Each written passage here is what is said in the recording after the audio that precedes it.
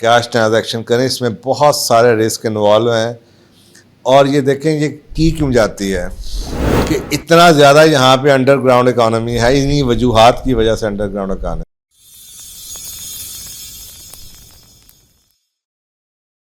बिस्मिल्लाहिर्रहमानिर्रहीम। अच्छा जी, चौथा सवाल, while purchasing a property if I have to request to pay through cash instead of through banking channel, what are the precautions I should take? Please answer because I have to take full payment. देखें, why would you want to do it? मेरा सवाल ये है, आप cash क्यों लेना चाहते हैं जो कि रिस्की है, जो कि गलत है, और गलत तो गलत ही होता है। अब आप मुझसे ये पूछना चाह रहे हैं गलत काम को करने का ठीक तरीका क्या है? तो मैं इसका क्या जवाब दूँ? भाई ये गलत है, ये रिस्की है। मैं आपको कह दूँ इसका तरीका ये है, कल को खुदा ना खास्ता आपको कैश लेते लेते मुसीबत पड़ जाए तो आप कहेंगे भाई साहब ने मशवरा दिया था। मैं आपको ये कभी रिकमेंड नहीं करूँगा ये कैश ट्रांजैक्शन करें, इसमें बहुत सारे रिस्क इन्वॉल्व हैं। और ये देखें ये की क्यों जाती है, ये इसलिए की जाती है कि अंडर इनवॉइसिंग कर सकें, क्योंकि डीसी रेट में और ओरिजिनल वैल्यू में फ़र्क होता है। एक प्रॉपर्टी आपको है, आपने जनाब, एक वजह तो ये होती है ना कि आप टैक्स बचाना चाह रहे हैं कि जी 10 करोड़ की प्रॉपर्टी है लेकिन असल में वो 40 करोड़ की है, तो अब आप 10 करोड़ रुपया उसको बैंकिंग चैनल के थ्रू दे देते हैं, 30 करोड़ रुपया आप कैश ले लेते हैं।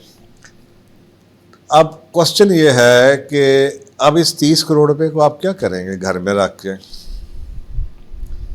लोग फिर इसको वाइट कराने के लिए 10% देते हैं, 5% देते हैं, 3% देते हैं।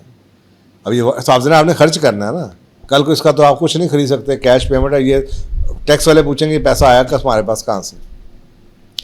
यही इशू है जो मैंने अभी एक और वीडियो में जवाब दिया है कि इतना ज़्यादा यहाँ पे अंडरग्राउंड इकोनॉमी है, इन्हीं वजूहात की वजह से अंडरग्राउंड इकोनॉमी है। भाई अगर आपका जायज़ पैसा है, आपने एक चीज़ बेची है, आप उसको वाइट हो रहा है वो पैसा, आप उससे कहें भाई मुझे वाइट चाहिए।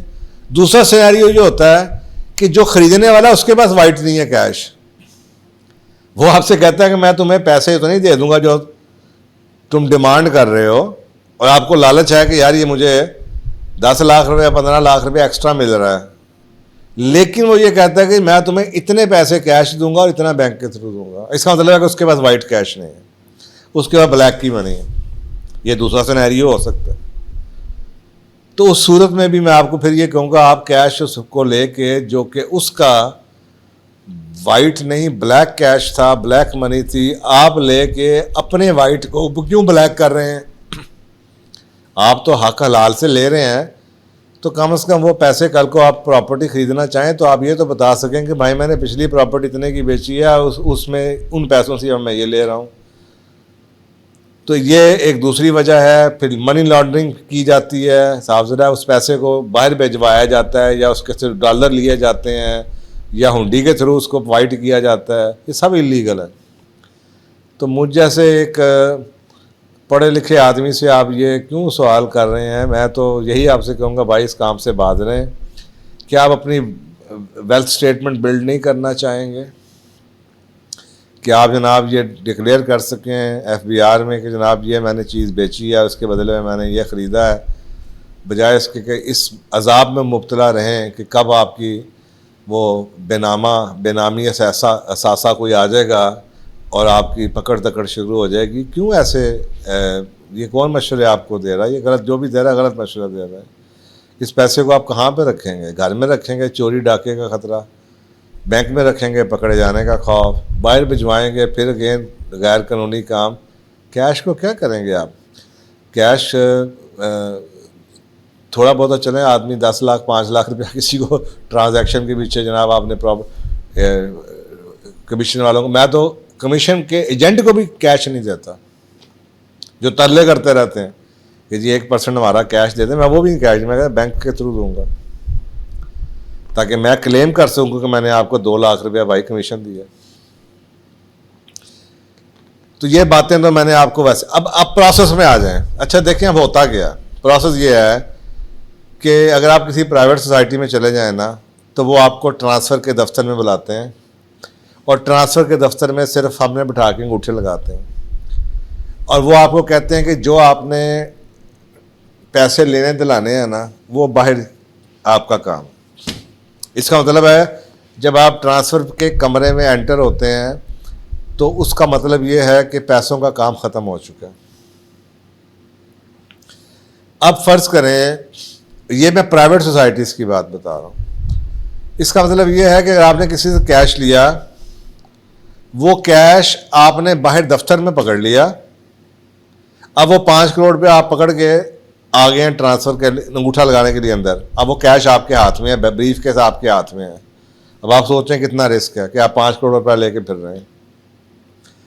दूसरा ये है कि वो आपको कहे पहले अंगूठा लगाओ फिर कैश दूंगा, अब फिर रिस्क है, आपका अंगूठा लगा ले बाद में आपको कैश ना दे।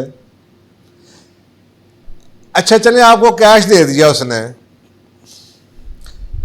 और आप 5 करोड़ रुपए के कैश को बैठ के वहां पे सबके सामने कैसे गिनेंगे? पता चले उन 5 करोड़ में से 1 करोड़ के नोट ही जाली थे। अब आप मुझे बताएं कि वो जो आपका लालच है वो किधर जाएगा? ये मैं अपने इतने सालों की आंखों की कहानियां सुना रहा हूं। मैं कोई जासूसी डाइजेस्ट की कहानी नहीं सुना रहा आपको। ये मैंने अपनी, ये लालच जो इंसान, लालच ये इंसान को कहीं का नहीं छोड़ता। तो ये प्रोसेस है। अब आप आ जाएं एलडीए के प्रोसेस, यानी कि सरकारी ज़मीनों का प्रोसेस। ये तो मैंने आपको प्राइवेट का प्रोसेस बता दिया। ये जो बड़ी अच्छी अच्छी सोसाइटियाँ उनके प्राइवेट दफातर की हाल बता दिया। अब आप क्योंकि अंगूठा लगना है एलडीए के दफ्तर में, ये तो नहीं हो सकता कि बंदा आपको बैंक में कैश पकड़ाए, आप कैश बैंक में जमा कराएं फिर आपको एलडीए लेके जाए। हो सकता है आप कैश लेके मुकर जाएं, अंगूठा ना लगाएं, ट्रांसफ़र करते हुए कोई मसला आ जाए, कागज़ों में कोई मसला आ जाए, अंगूठा मिसमैच कर जाए तो वो बेचारा अज़ाब में आ जाए, वो कभी भी नहीं देगा आपको। तो ये कई चीज़ें ऐसी हैं जो कि मुमकिन नहीं है प्रोसेस के अंदर ही। चाहे आप रजिस्ट्री करने जा रहे हैं, हमेशा उसका हवाला दें, और खाली अंगूठा लगाना, अगर रजिस्ट्री भी है तो एक तो चलें आपने मुझे रजिस्ट्री बनाई है, वो तो वो होगी जो कि आपने डीसी रेट के ऊपर उसका टैक्स पे किया है, लेकिन हमेशा पैसे को वाइट करने के लिए फुल पेमेंट एग्रीमेंट सेपरेट करवाएं और उसमें लिखें कि मैंने ये प्रॉपर्टी इतने की बेची है और इस तरीके से मैंने पैसे वसूल पाए हैं, कि जनाब फलाने दिन का पे चेक ये बयाना था, ये जनाब टोकन था, ये बयाना था, ये एक पेमेंट थी, ये फलाना पे ड्राफ्ट था, ये पे ऑर्डर था, ये था, ये तरीक़ें थी, और इतने पैसे मैंने कैश लिए हैं। ताकि कल को अगर आपसे पूछा जाए कि ये प्रॉपर्टी आपके पास कहाँ से आई, ये कैश कहाँ से आया, आपकी वो बैंक स्टेटमेंट के साथ टैली हो सके। तो मैं आपको ट्रांसफ़र के रिस्क, फ्रॉड से बचने के लिए पैसे की काउंटिंग और पैसे के नोटों, करेंसी नोट्स की फ्रॉड मैं कभी, और फिर जो उसके बाकी चीज़ें मैंने आपको बताई, मनी लॉन्ड्रिंग है, ब्लैक मनी है, इलीगल हरकत है, और अपने आप उसको वेल्थ स्टेटमेंट में डिक्लेयर नहीं उस पैसे को कर सकते, कैश ट्रांजैक्शन मानी नहीं जाती। तो अपने आप को मुश्किल में, थोड़े लालच को, अपने टैक्सों को बचाने के लिए मत डालिए। जहाँ पे जिन मुल्कों में रहा जाता है वहाँ के कवानीन को समझा जाता है, वो आपकी बेनिफिट के लिए हैं। जहाँ पे इतनी करोड़ों की बात की जाती है वहाँ पे 3-4% बचाने के चक्कर में कहीं 15, 20, 40, 50% को रिस्क में न डाल दें आप। शुक्रिया।